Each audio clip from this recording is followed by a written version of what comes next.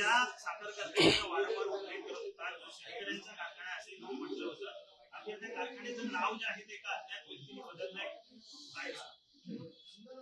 जत तालुक्यातल्या जनतेच्या भावना या कारखान्याशी जोडलेल्या आहेत. जत तालुक्यातील सभासद शेतकऱ्यांची अस्मिता म्हणजे राजे विजयसिंह डपळे सहकारी साखर कारखाना लिमिटेड तिप्पेआळी जत हा कारखाना आहे.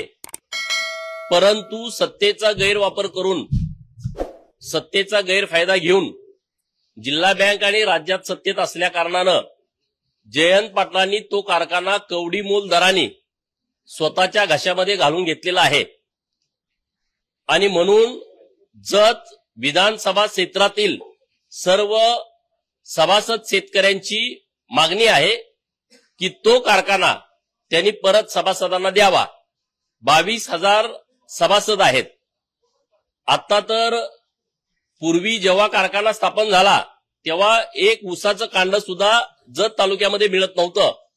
परंतु आता 2 कारखान्याला ऊस हा जत तालुक्यातला जातो, तालुक्यातल्या अन्य कर्नाटकातल्या कारखान्यांना जातो तो भाग वेगळा. आणि म्हणून लोकांच्या ज्या भावना आहेत त्या भावना या व्यक्त झालेल्या आहेत. आपल्या माध्यमातून ती सर्व बातमी मी बघितली. ज्या कोणी हे काम केलेलं आहे त्यांच्याबरोबर मी स्वतः उभा आहे. रस्त्यावरची आणि न्यायालयातली लढाई सभासद शेतकऱ्यांनी लढाईची ठरवली आहे आणि त्या दोन्ही लढाईमध्ये मी सभासदांच्या सोबत ठामपणे उभा राहणार आहे. जयंतराव हे अत्यंत सुसंस्कृत संस्कारी नेते आहेत असं त्यांचं मत आहे आणि तुम्ही दाखवता वारंवार. दिसायला स्मार्ट असल्यामुळं तुम्हाला तसं कदाचित वाटत असेल तर ते तुम्ही दाखवता. तर ते जर खरेच सुसंस्कृत आणि संस्कारी असतील तर अत्यंत प्रतिकूल परिस्थितीमध्ये सातत्यानं दुष्काळ पडणाऱ्या तालुक्यातल्या लोकांनी गळ्यातलं कानातलं किडूक मिडूक विकून शरड करड मेंढर गुरं मसरं विकून किंवा शेतातलं जे धान्य उत्पादन होत आहे बाजरी असेल मका असेल गहू असेल काही असेल असं विकून सभासदाची फी भरलेली आहे. ज्यांच्याकडे हे नाही त्यांनी सोसायटीचं कर्ज काढून सावकारांचं कर्ज काढून सभासदाची फी भरलेली आहे. आणि जर तुम्ही सुसंस्कृत असाल तर हजारो कोटी रुपयाचा, कारण 250 एकर जमीन आहे, कारखान्याची इमारत आहे, कारखान्याच्या मशिनरी आहेत, गोडाऊन आहेत आणि स्टाफला राहणाऱ्या सगळ्या क्वार्टर्स आहेत. तर एवढी मोठी प्रॉपर्टी 40 कोटीमध्ये घशात घातलेली आहे. तुम्ही जर सुसंस्कृत आणि संस्कारी असाल तर तात्काळ हा कारखाना सभासदांच्या नावावर करून द्याल. तुम्हाला 1 रुपया कुणी देणार नाही. कारण त्यांचे सहकारी आहेत, विशाल पाटील खासदार आहेत. त्यांनी वसंतदादा शेतकरी सहकारी साखर कारखाना दत्त अॅग्रो इंडियाला भाड्यानं दिलाय. तर त्यांनी भाडं किती मिळतं सांगावं एका पोत्या मागं किंवा टनेज मागं, आणि मग त्याचा हिशोब करावा एवढ्या वर्षाचं भाडं किती होतंय आणि उरलेले पैसे आणि कारखाना जयंत पाटलांनी आमच्या तालुक्यातल्या सभासदांच्या नावावर करून द्यावा. असू द्या, त्यांचा कोणाचा रोग कुणाकडे असेल त्याचा मला फरक पडत नाही. आम्ही हे आंदोलन जे लोकांनी सुरू केलंय त्या आंदोलनाच्या मी सोबत आहे आणि त्याचा शेवट लागेपर्यंत आम्ही शेतकऱ्यांच्या सोबत राहणार.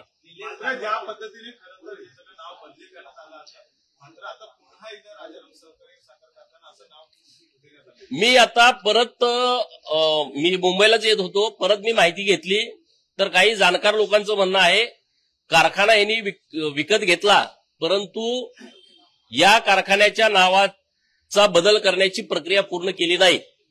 आता साखर आयुक्त याबद्दल अत्यंत व्यवस्थितपणे सविस्तरपणे आपल्याला माहिती देतील. माझ्याकडे ती अधिकृत माहिती नाही, परंतु जी जबाबदार लोक आहेत ज्यांनी कारखान्यामध्ये काम केलंय त्यांचं असं म्हणणं आहे की राजे विजयसिंह डपळे कारखाना असंच नाव या कारखान्याचं आहे. परंतु जरी आता त्यांनी नाव बदललं तरी आम्ही संघर्ष चालू ठेवणार आहे.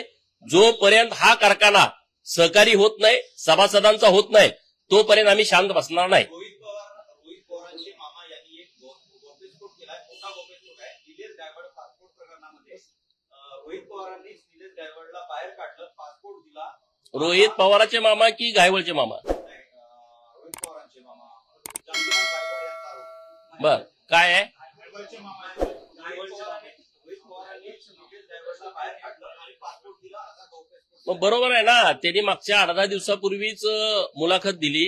मी ती मुलाखत ऐकली की जेव्हा 2019ला रोहित पवारांना निवडणूक लढवायची होती तेव्हा त्यांनी निलेश गायकवाड आणि त्याचा भाऊ सचिन गायकवाड यांची मदत घेतली होती. हे त्यांच्या मामाकडेच भेटायला गेले होते. तो कुठं आहे तर तो अमरावतीच्या जेलमध्ये आहे. त्यांनी जी तारीख दिली त्या तारखेला त्यांना बाहेर काढलेला आहे. आणि पासपोर्ट जेव्हा दिला तेव्हा अनिल देशमुख हे गृहमंत्री होते आणि रोहित पवार त्यांना मदत करत होते. हे सगळं काय रोहित पवारचं काय नवीन आहे अशातला विषय नाही. असे अनेक गायवळ त्याच्याजवळ आहेत आणि त्याचा कुठं वापर करायचा काय करायचा तो नेहमी करत असतो. रोहित बरोबर फिरताना अनेक मोक्कामधले आरोपी त्याच्या फोटोमध्ये असतात. त्यांच्याबरोबर फिरताना ते समाजसेवक असतात. विरोधात गेले तर ते गुंड होतात. अशी त्यांची परिस्थिती आहे. प्रामुख्याने तुम्ही गेल्या काही दिवसांपासून एका शहराचं नाव आहे ते बदलण्याची मागणी करत होता. तुम्ही इस्लामपूरचं ईश्वरपूर असं हे नाव देण्यात आलेलं आहे.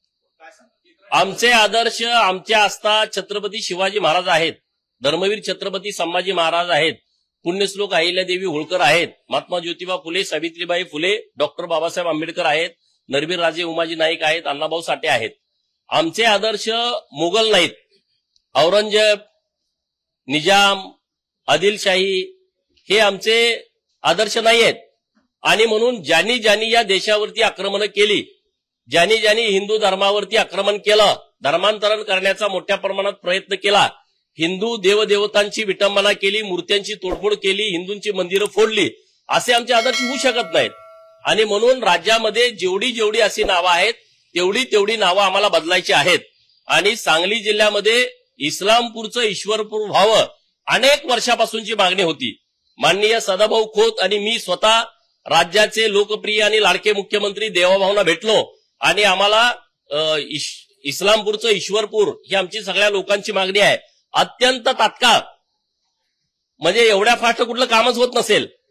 अधिवेशनाच्या काळामध्ये विधान परिषदेमध्ये माननीय मुख्यमंत्री महोदय यांच्या वतीनं माननीय चंद्रकांत दादा पाटील आणि विधानसभेमध्ये माननीय छगन भुजबळ साहेब यांनी घोषणा केली की राज्य सरकारनं अशी भूमिका घेतलेली आहे, निर्णय घेतलाय, इस्लामपूरचं ईश्वरपूर करणार आणि केंद्राकडे प्रस्ताव पाठवतो.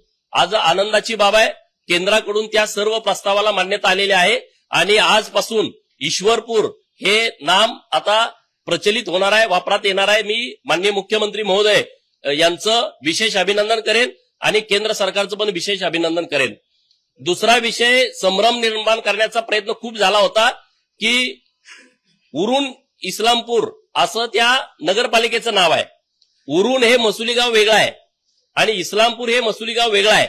आता ईश्वरपूर झालं आणि मग तिथं राजकारण करण्याचा प्रयत्न केला. उरूनचं काय करायचं, तर उरून हे वेगळं गाव आहे. आता मी नगर विकास खात्याकडे मागणी करेन की आता ईश्वरपूर हे नाव बदललंय, आता उरून ईश्वरपूर असं एक नगर विकास खात्यानं नोटिफिकेशन काढावं, म्हणजे त्या नगरपालिकेचं नाव उरून ईश्वरपूर होईल. पुण्यामध्ये धंगेकर वर्सेस मोहोळ हा सामना पाहायला मिळतो. कसं बघताय दोन्ही नेते, महायुतीचे नेते? नाही, मी काय सामना बघितलेला नाही, काय नेमकं चाललंय. मी जरा गावाकडे होतो त्यामुळे सामना व्यवस्थित बघतो आणि तुम्हाला सांगतो. नाही, माननीय मुरलीधर मोहोळ अण्णा यांनी व्यवस्थित आणि सविस्तर आपल्या मीडियामध्ये त्याच्याबद्दलचा खुलासा केलेला आहे आणि त्यामुळे त्यांनी जो खुलासा केलाय तो सविस्तरपणे बघितल्यानंतर सर्व विषय लक्षात येतो. फुटत राहतात सगळीकडे फुटत राहतात.